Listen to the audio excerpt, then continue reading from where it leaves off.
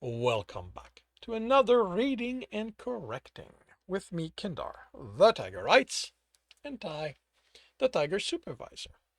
These are where I read a chapter from one of my stories and correct it as I go. If you want to listen to these live, it's every Tuesday morning, 8 a.m. Eastern Time on Twitch and YouTube. And if you are looking to support me, that is on my Patreon. Today we are doing chapter 79 of The World Which Is. I keep an eye on Brandon's health for the hour or so it takes Sam to contact the tracker he knows and for her to arrive at the inn. It doesn't shift in any way I notice. It's slightly below a quarter still. I know health goes up slowly, but still. And why isn't he drinking a healing potion? Is he unconscious? She's an elf, but there's nothing haughty about her. She wears leather armor like it's her everyday set of clothing. It's worn and patched. Everything about her speaks of practicality over appearances. There's a quiver at her hip, which means she has a bow in her inventory, and a sword in a plain scabbard on the other side. Rachel, Sam greets her. These are the people who need your help. Who need your help? He motions to us in turn. Dennis, Ellen, Silver.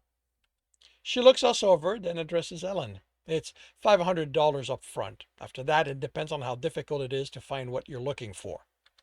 I raise my hand and speak before she moves her attention to me. I don't know if it matters, but I'm the team leader, and I'm the one who asks Sam to contact you. She looks at me in surprise, then at Ellen, who just raises an eyebrow. When Rachel looks at me again, there's hesitation, maybe regret. She shrugs. Like I said, it's 500 up front. Did she overcharge because she thought she'd be working for Ellen? You said it goes up from there. How will that work?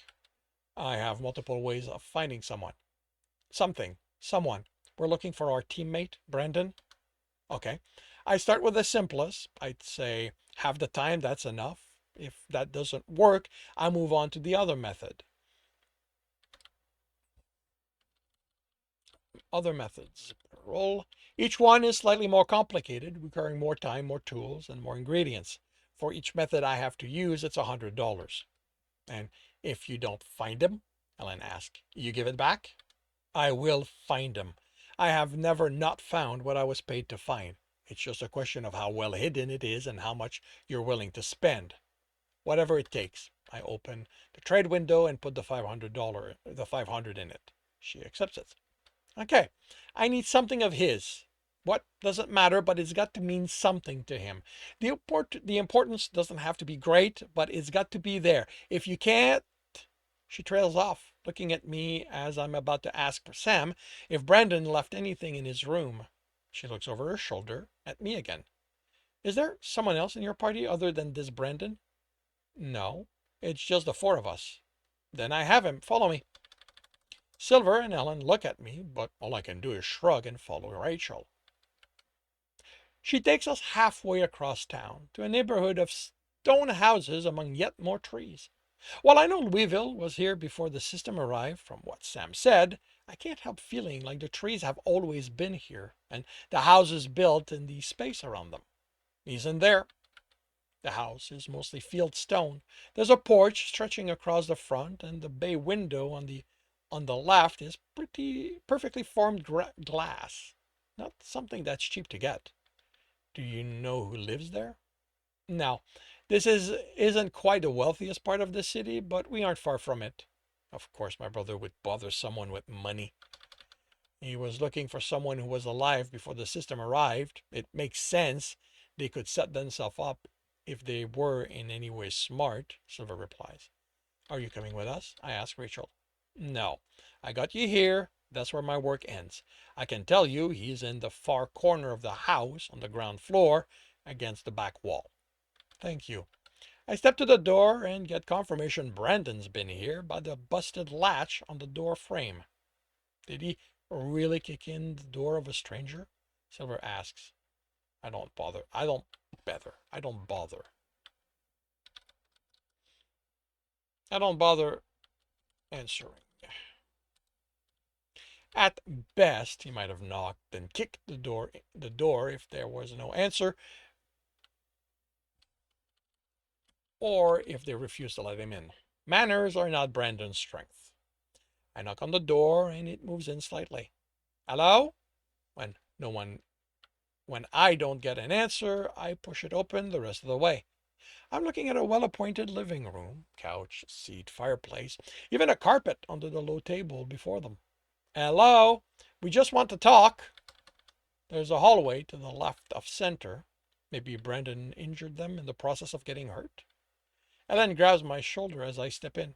Are you seriously going in there? Brandon's in there, and probably the person he was going to question. They're probably both hurt. Someone would have replied when I called out otherwise. Or this is another trap to get their hands on you. Yeah, that's crossed my mind. I can't not consider that at this point. So what? Your suggestion is we leave your brother to get out of this by himself?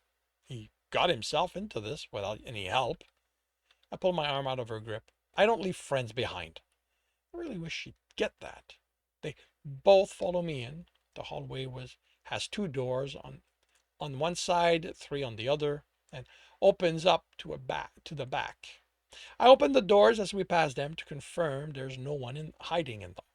There's a stairwell going up.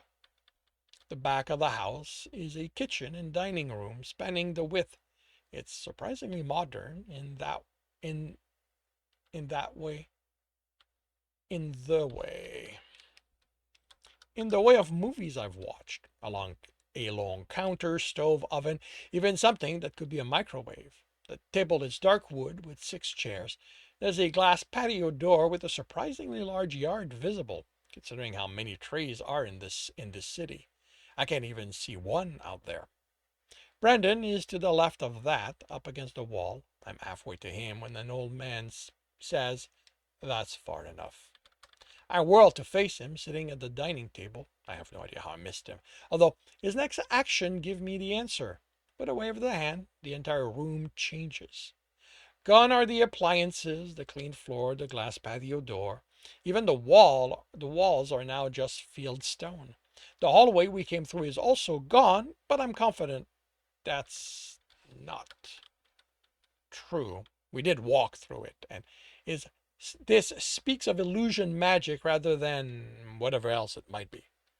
The man is definitely old. Human. He's gaunt. His white hair is thin, tied back. His clothing's also old and worn. There's an air of exhaustion about him, but his gaze is alert. I wave Ellen down as fire spreads over her hands. The look she gives me isn't pleased. Hi, my name is Dennis. This is Ellen, and that's Silver. We're just here to retrieve Brandon. I'm sorry for the trouble he caused. He snorts. The kid barges in, then proceeds to threaten me with violence if I don't answer his question. Even landed a punch, the son of a bitch. The son of bitch. No, the son of a yeah, the son of a bitch. I'm not inclined to let you take him anywhere. I glare at Brandon. Really? You attacked an old man? Without the illusion, glowing band around his neck and arms hold him against the wall. He wouldn't answer me. He sounds weak as the old man looks, and he's tougher than he looks. Maybe you need to start considering that before you get into fights I have to rescue you from. I'm fine. You shouldn't have come. You are going to get this into that thick skull of yours. I am your friend. I will not leave you to deal with trouble alone, no matter what they are. And why the fuck didn't you just ask for help? He looks away. I'm pretty sure he says, I'm fine, but I can't make out the words. If you're friends of his, I'm also not inclined to let any of you go. I'd love to see you, Ellen, I warn. Does she realize she seems to be as eager as Brandon to get into fights when she thinks she has the upper hand? About the only difference between them is that she's more aware of her limitations, usually. There is no way she can think you know what, let's, we can take on this man when he had such an easy time dealing with Brandon. not to mention the magic he pulled to make us see the house as normal. I focus on him again. I'm sorry for the trouble Brandon caused. If you let us take him, I'll make sure he never bothers you again. He knows about Fort Knox. And if you hadn't made a mess of this, maybe we could have asked him. How about you stay silent and let me try to get you out of this? The old man chuckles. You seem awfully confident. You are getting out of here, boy. Hopeful. There's no way we can fight you, so I'm hoping we can come to an agreement about what it's going to take to let the four of us walk out of here. You're sure you want to take him? You've been nice and respectful, so I'm inclined to let you and the two girls go. But him? I don't leave friends behind. I look at Brandon. No matter what stupid shit they pull. In that case, I'm not sure I can make it easy on you.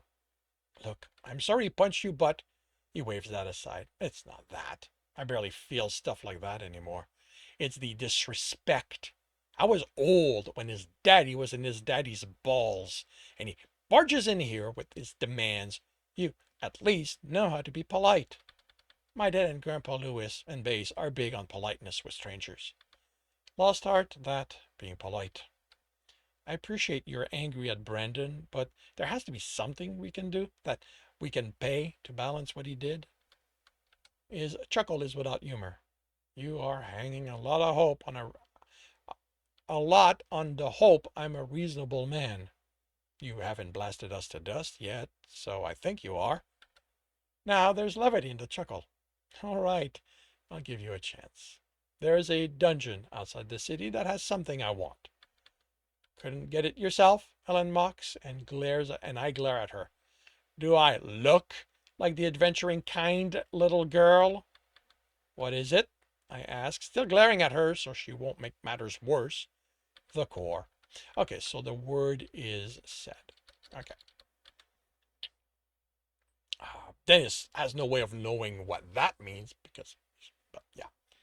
I keep glaring as I try to puzzle what that is. Then when I can't, I have to look at him. What is that? He chuckles. Well, that's not important to you. What is that it's going to be a crystal. I don't know what shape it's going to have since they're never the same, but it's going to be at the bottom of the dungeon. Okay? You let me have Brandon and no, boy. He stays. Think of him as my insurance. You're going to try your best to come back alive. And what's to say he's going to be alive when we return? Ellen demands. I have no interest in killing him. I'm perfectly happy to watch him suffer as he dies of hunger and dehydration. He looks like he's got a lot of endurance, so he's good for what, 3 weeks, a month without water? I doubt it's going to be pleasant, but it gives you ample time to reach the dungeon. Do you have directions to it? I ask. Do you have a map in your heads up? Not yet. He rumps and annoys, then with a gesture a piece of paper appears on the table close to me. I take it. There's a rough outline of Louisville, as well as the trade roads, and a dotted trail from one of them to an X. X marks the spot, he says. There's no scale, so I have no way to tell how far it is, but there are enough landmarks. I should be able to find it. Can you tell me anything about the dungeon? It's going to kill a lot of you, he replies, laughing. So it's going to be tough. Tougher without Brandon. Don't do this, Brandon says. You lost the right to tell me what to do after the first time I had to rescue you. He snort. I had to rescue you plenty of time. I glare at him. I'm a kid out on this first adventure. What's your excuse? He looks away. We're going to be back with this core of yours. I expect Brandon to be in the same condition he is now. I won't do anything to make him worse. I give you my word. I can't vouch for what time will do to him, so I suggest you hurry. I turn to leave, and the hallway is back. The rest of the house is just as decrepit as the kitchen, and it's like the old man never bothered taking care of it, or he just moved into an abandoned house. Rachel's not there when we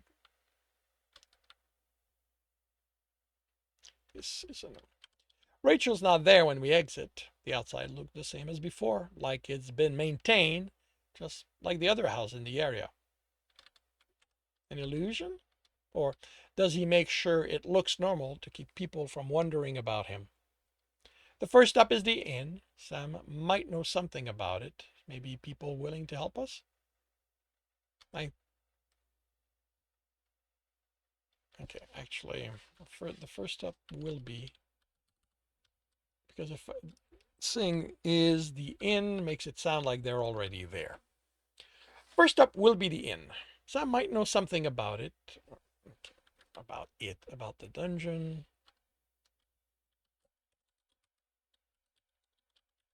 Maybe people willing to help us. I think that's a lich, Silver whispers, and there's a shiver in her voice. I've never heard of that species. I look at Ellen, who shakes her head. It's not a species, it's a condition. Like a debuff? If it's like that, it's a combination of a buff and a debuff. According to the song, the men who became one gain an unending life, but only by taking others' hit points. Like a vampire? That's a species, Ellen says. But it's a bit like that, just without the drinking of the blood part. You notice how Brendan's health never changed? He probably absorbs any points above a certain level. Okay, so he can't suck Brendan dry. He might be able to. The men in the song ended up being killed because he sucked so many people dry, the others in the town turned on him. So we might get back to just to find a dry husk, Ellen says. He said he wasn't going to kill Brandon, I reply. And you believe him? I round on her. What the fuck do you want me to do, Ellen? Go back, kick the door in, and end up like Brandon? Unlike him, you have me. You really think you can take him on? She snorts. He's old. Attributes drop when you're old enough. And that's balance. That's balanced out with being high level, which works out in their favor. She snorts again. My combat trainer is old, probably as old as he is. She's Grandpa Lewis's mother, and I watched her take down monsters in the last wave back home. You're not that powerful, Ellen. And he might be stronger than that, Silver adds. In the song, the man uses a lot of those hit points to temporarily boost other stuff. I think it's like a pool he can apply where he wants at the cost of burning them out, so having to absorb more. Then we tell the city about him. They'll take him down for us. What crime has he committed? I ask. He's holding my brother, draining him. Someone who kicked in his door and assaulted an old man. I look at her. You really think they're going to look at Brandon and see a victim? How many others has he assaulted in the process of looking for information, Ellen? Be realistic. If the city gets involved, they might take Brandon away from that man, but they aren't letting him leave. The only chance we have to get him is what? The only chance we have is to get him what he wants. He said the dungeon was going to kill us, Silver said. Won't be the first one to try, I reply. And at least what he wants doesn't end up with us having to break laws. As far as I know, dungeons are fair game. And that concludes chapter 79 of The World Which Is. If you are enjoying this, please leave a like. If you want to know when the next chapter will be up, subscribe and hit the bell.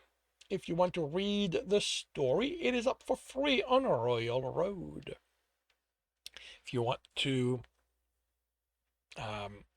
support me and read ahead of Royal Road, that is on my Patreon, where we are about 10 chapters ahead. And if you want to listen to these live, it's every Tuesday morning, 8 a.m. Eastern Time on Twitch and YouTube. Keep forgetting YouTube. Links are in the notes, and with that, I shall wish you a good day.